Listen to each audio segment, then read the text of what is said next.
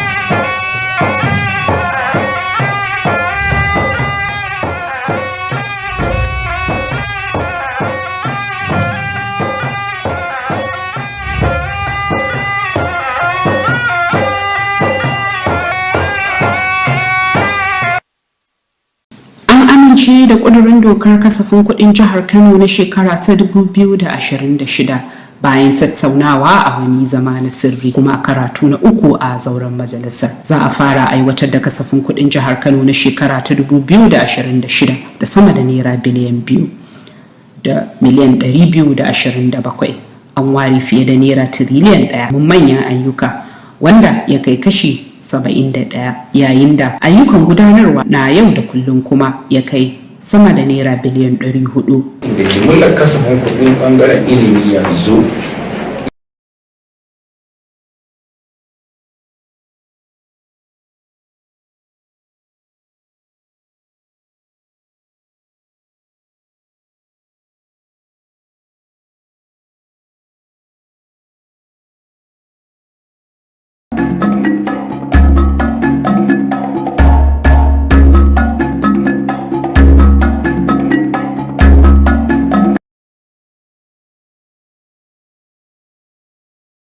Cote d'Ivoire ta tashi can jaras 1-1 da Cameroon a wasan AFCON na rukuni.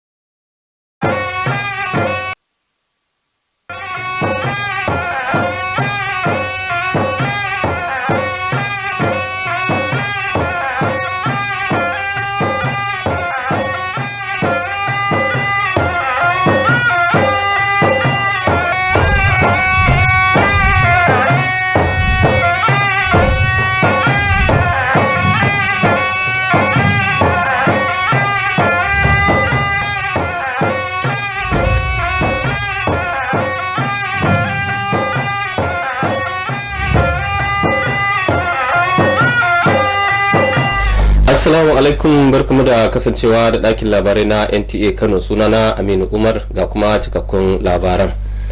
Majalisar Dokokin Jihar Kano ta amince da ƙudurin kasafin kuɗi na shekarar 2026 inda ta ƙara adadin kuɗi zuwa fiye da naira tiriliyan 1 da miliyan 400, ƙaruwar fiye da naira biliyan 100 daga abinda gwamna Abba Kabir Yusuf ya gabatar a zauren majalisar.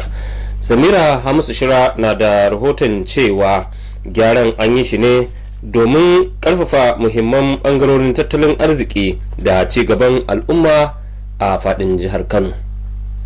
An amince da ƙudurin dokar kasafin kuɗin jihar Kano na shekara ta 2026 bayan tattaunawa a wani zama na sirri kuma karatu na 3 a zauren majalisar. Za a fara aiwatar da kasafin kuɗin jihar Kano na shekara ta 2026 da sama da naira biliyan 2 da miliyan 227.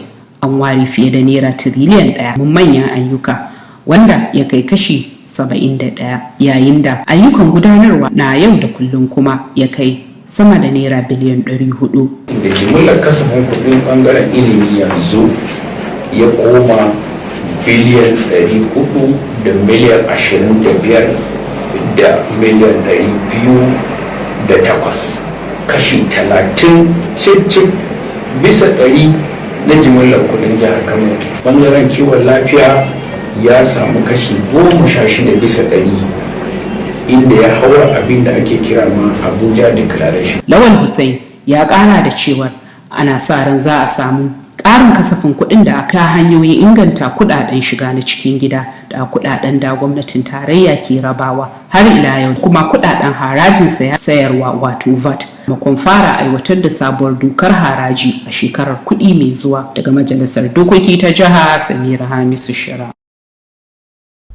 A nan kuma bayan hutun Kirsimeti, ma'aikata a fadin jihar Kano sun komo bakin aiki, inda ofisoshin gwamnati da kasuwanni da sauran wuraren aiki suka fara dawowa, ayyuka suka fara kankama. Rufaida Idris Gawuna wadda ta ziyarci sakatariyar Audu Bako ta ba da rahoton cewa kan yadda aka komo bakin aiki da kuma halin da ake ciki a cikin birnin Kano. Yayin da hutun bukukuwan Kirsimeti ya ƙare, ma'aikata a faɗin birnin Kano sun koma wuraren aikinsu, wanda hakan alamar fara aiki ne a hukumance. Ofishoshin gwamnati musamman a sakatariyar Audu Bako sun shaida yawan shigowar ma'aikatan gwamnati da ke komawa ayyukansu na yau da kullum. Da dama daga cikin ma'aikatan sun bayyana dawowa aiki a matsayin sabon shafi tare da nuna shirinsu na cimma muradinsu da ba da gudunmawa mai ma'ana. Za mu fara aikin ranga-ranga kuma za mu bi dokokin da gwamnati ta dora mana. Dawo aiki lafiya kuma insha Allah za mu yi duk ayyukan da suke gabanmu. Insha Allah aiki dai muna yi kuma mun samu karin kwazo kuma za mu taimaki al'umma insha Allah. Yanayin birnin gaba ɗaya ya nuna dawowar al'amura daidai da kuma sabon kwazo, yanayin da ma'aikatan ɓangaren gwamnati da masu zaman kansu suka koma aiki ka'in da na'in. Rufaida Idris Gawuna a labaran NTA. Ana kuma kungiyar wakilan kafafen yada labarai da ke aika rahotanni daga jihar Kano ta jaddada kudurinta na kiyaye ka'idojin aiki, kwarewa da kuma aminta al'umma a cikin ayyukansu. Sun jaddada hakan ne a yayin taron walima da kyaututtuka na shekara ta 2025 na kungiyar, inda mambobi da jami'an gwamnati da abokan hulɗar kafofin yada labarai suka hallara domin yabawa rawar da kafafen yada labarai ke takawa. Taron ya haɗa 'yan jarida masu ruwa da tsaki da magoya bayan kafafen yada labarai domin yin biki tare da jaddada zumunci da kuma karrama nagarta a fagen aikin jarida a faɗin jihar. Haka kuma ya haskaka nasarorin da aka samu a cikin shekarar tare da girmama mutane da ƙungiyoyi da suka bada gudunmawa wajen ci gaban al'umma da aikin jarida a Kano. Wani abu ne wanda ba a saba yin sa ba, 'yan jaridu su fito da mutane daga cikin su nuna wani hazaƙa da suka yi. Mu muke fito da mutane, mu ba mutane dama. To tun da aka fara wannan tunani gaskiya na zuwa fito da mutanen mu waɗanda suka yi wani abu, gaskiya wani abu ne mai kyau kuma ya kamata a karfafa musu. Aikin ya canja, muna buƙatar su wanda suke 'yan jarida ainihi kamar 'yan correspondent chapel su ƙara dagewa, su ƙara fito da martaban wannan aikin, in ba haka ba kima su za ta ci gaba. A cikin saƙon godiya, shugabannin ƙungiyar sun bayyana matuƙar farin ciki da godiya ga baƙi, abokanan hulɗa, masu karɓar lambar yabo da mambobi da suka halarta wanda ke ba da goyon bayansu wajen daraja wannan taro. Shi dan jarida za ka ga kullum shi fafutukarsa ya ba da labari yadda za a zo a taimaki wasu al'umma, amma shi bai ma damu da kansa ba, sai ga rayuwarsa wani lokacin sai a hankali. To sai muke ganin cewa irin wannan ya kamata mu ringa tunanin hanyoyin da za mu ringa bi a fito da hanyoyi da za a su ma 'yan jarida ya zama da cewa rayuwarsu ta inganta. Masu shirya taron sun jaddada cewa kyakkyawar niyya da haɗin kai da aka nuna zai ci gaba da ƙarfafa ƙungiyar tare da inganta nagartar aikin jarida a jihar Kano da ma wajenta. Misbah Hassan, labaran NTA. Kuna tare da ɗakin labarai na NTA Kano inda rahotannin za su dora bayan mun kawo muku wannan sako.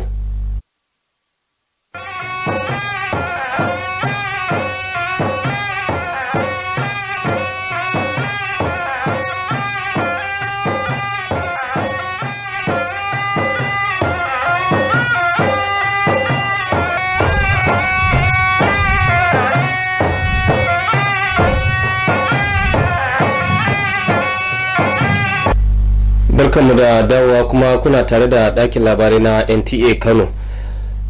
Kwalejin fasaha kimiyya da share fagen shiga jami'a ta jihar Kano ta gudanar da taronta na shekara-shekara wanda kuma ya kunshi taron sake haduwar ɗalibai ajin na shekara ta 1990. Hawa Muktar ta bada rahoton cewa taron na wannan shekarar ya zama karo na 5 da tsofin ɗaliban aji na 1990 suka sake haduwa domin sabunta alaƙa, tuna baya da kuma murnar doguwar abotar da suka gina tun zamansu a makarantar. Taron ya tara tsofaffin ɗalibai daga fannoni daban-daban domin sake haɗuwa, tunawa da abubuwan da suka faru a baya da kuma tattauna hanyoyin da za su tallafa wa ci gaban makarantar da suka kammala. Mun sami daɗa kan haɗa kan mutanenmu, wanda ke kanki za ki ga cewa wannan taron ya fi wancan yawa. Mutanen sun zo, musamman mata za ki ga mata sun kusan su 20 da suka zo, wanda a baya za ki ga guda ɗaya ko biyu take zuwa. To wannan karan mun haɗa kanmu ga baki ɗaya.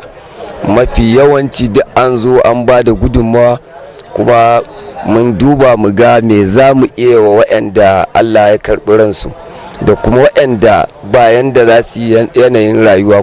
Babban abin da ya fi ɗaukar hankali a taron shine karrama tsofaffin malamai da suka koyar da ajin 1990, inda aka yaba musu bisa jajircewarsu, shawarwari da kuma tasirin da suka yi a rayuwar ɗalibansu. Sun bayyana abin da ba ma yi ne, abin da ba kowa yake wannan ba, so ina ba da shawara cewa waɗanda suka yi makaranta daga primary zuwa university su dinga coming together. Zai taimakawa 'ya'yansu, zai taimakawa ci gaban ƙasa, zai taimakawa rayuwarmu gaba ɗaya. Koyon baya shine su san zumunci ba abin wasa ba ne, su ɗauki zumunci, domin a zumuncin nan zaka san idan wani yana da matsala zaka sani, idan wani abin alheri ya same shi a zumuncin nan zaka sani. Masu jawabi sun bayyana taron a matsayin alamar haɗin kai da godiya, tare da jaddada muhimmancin ƙarfafa alaƙa tsakanin tsofaffin ɗalibai da makaranta. An kammala taron cikin annashuwa, inda mahalarta suka nuna fatan ci gaba da irin waɗannan taruka da kuma ƙarfafa haɗin gwiwa a nan gaba. Hauwa Muktar Abdullahi a labaran NTA. To daga taron ɗaliban na ajin 1990 sai kuma hasashe kan yadda yanayi ka iya kasancewa gobe idan mai duka ya kai mu a nan birnin Kano da ma wasu daga cikin jihohin ƙasar nan.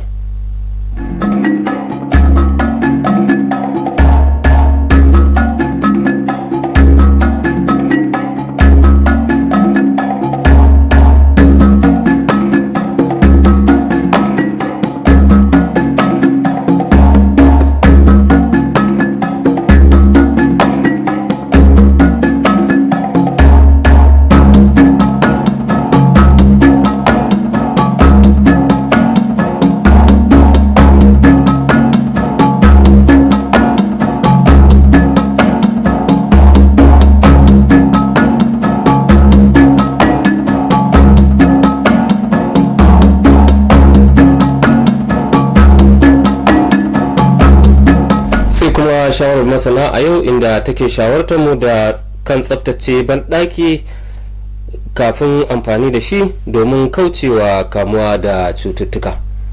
Da fatan Allah ya da mu da alkhairinsa. Aminu Umar ke cewa Islam.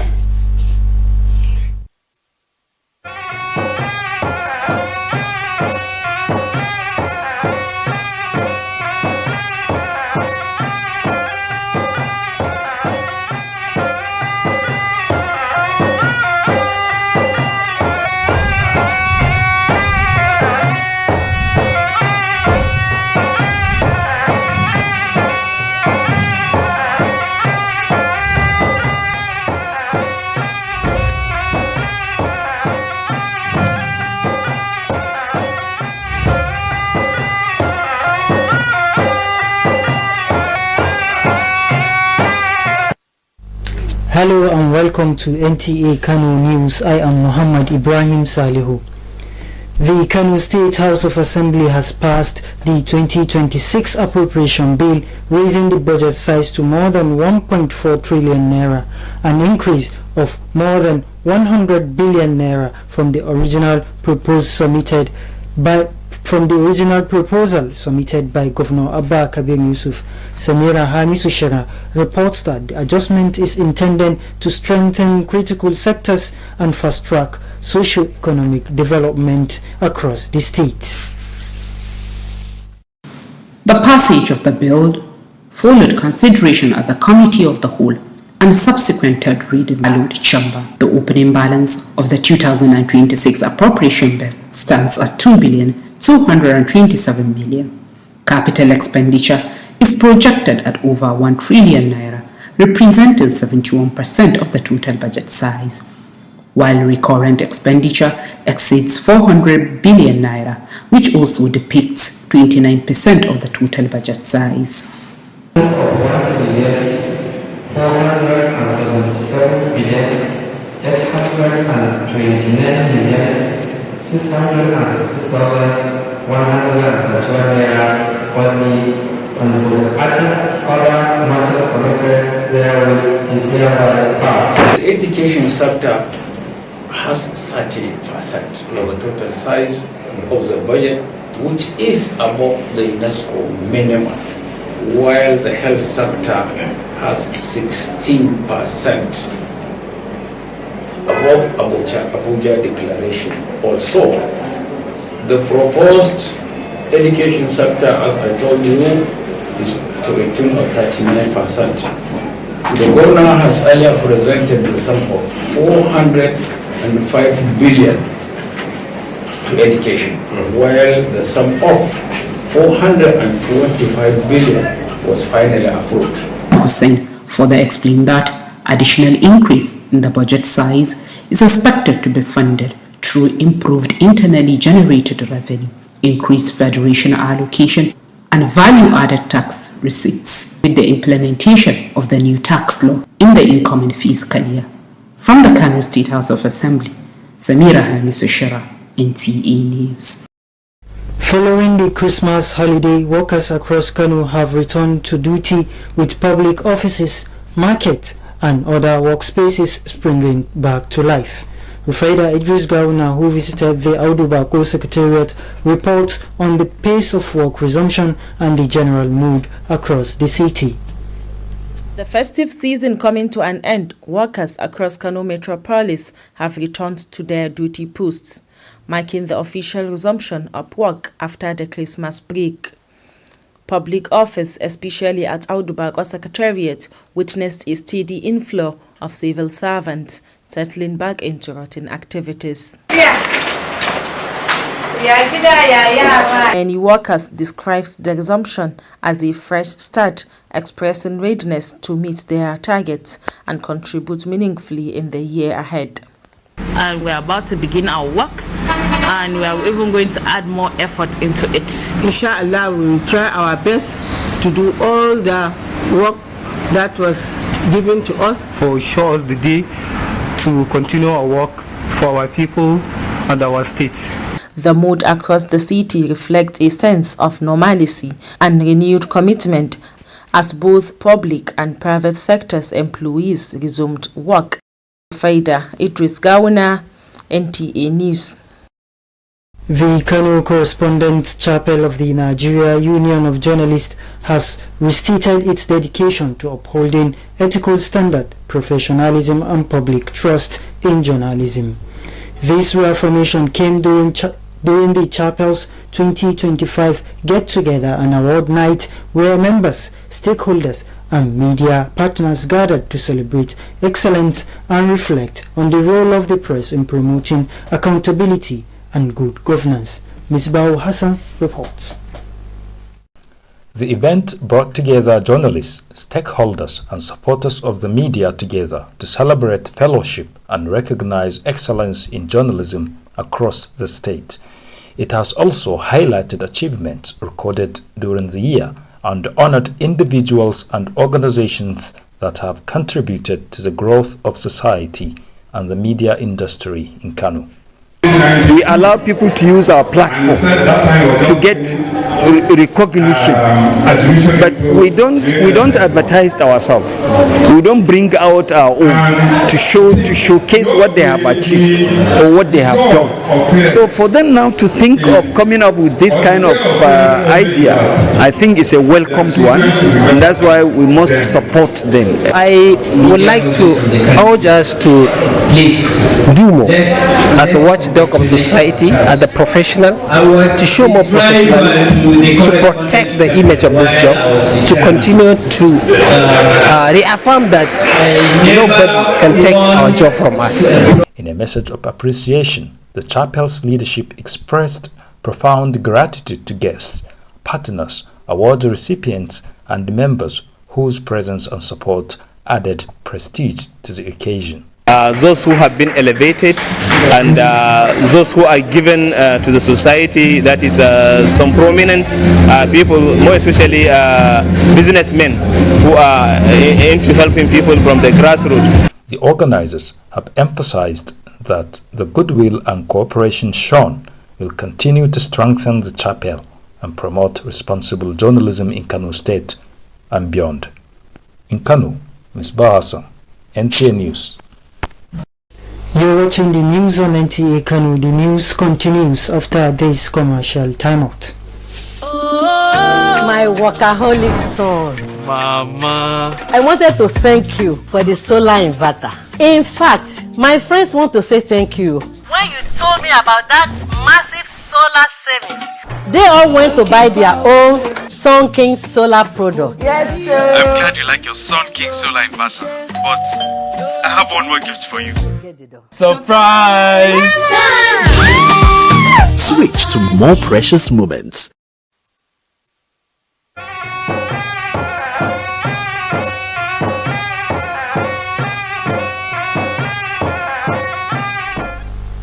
Welcome back. The Kano State College of Art, Science and Remedial Studies has held its annual general meeting, which also featured a special reunion of the class of 1990. Hawa Mukhtar reports that this year's event marked the 5th time the 1990 alumni gathered to reconnect, reflect on their journey and celebrate long-standing friendships. The reunion brought together former students from various backgrounds to reconnect, share memories and discuss ways to support the development of their alma mater. From last year to this year, we have made a lot of progress in the area of assistance, contribution. We invited our teachers, we visited them, and also we were inviting them all the time so that we can be able to remember the roles and the role they played in our life. To be able to be employed their children, we really contribute among ourselves so that we can be able to assist them in terms of their welfare, in terms of their education. A key highlight was the honoring of former teachers of the class of 1990 who were appreciated for their dedication and lasting impact. I am impressed because they have succeeded in maintaining a tradition 30 years after their graduation.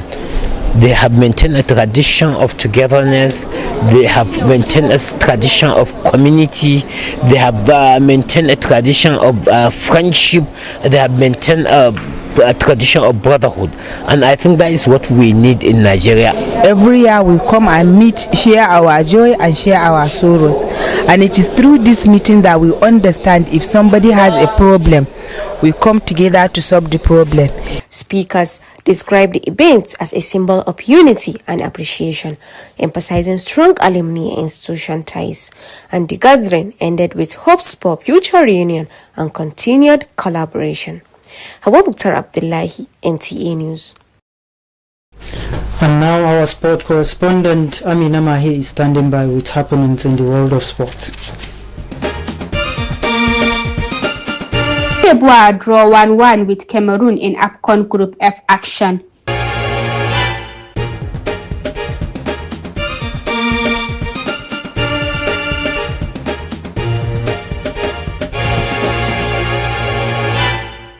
Leonard scores a career-best 55 points as the Clippers beat the Pistons.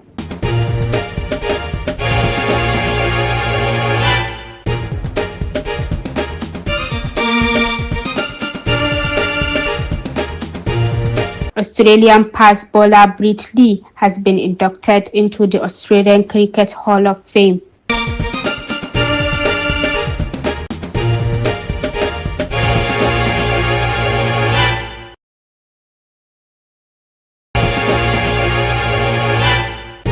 Arina Sabalenka in the controversial Battle of the Sexes exhibition match in Dubai.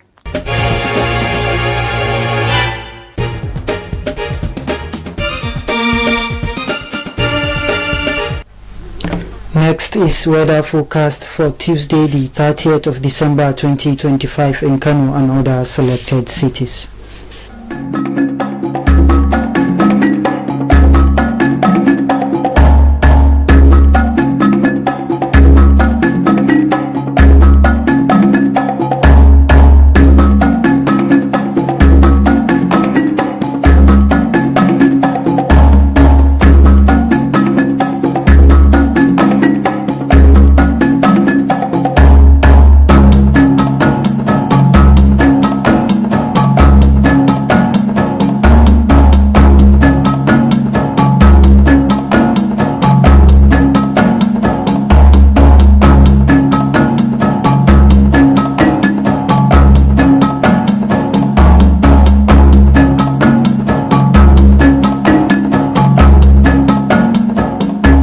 This brings us to the end of our today's bulletin, but before we round up, here is our expert message. Ensure your bathroom is hygienic before use to avoid the risk of contracting disease. That is it on the news. Thanks for watching.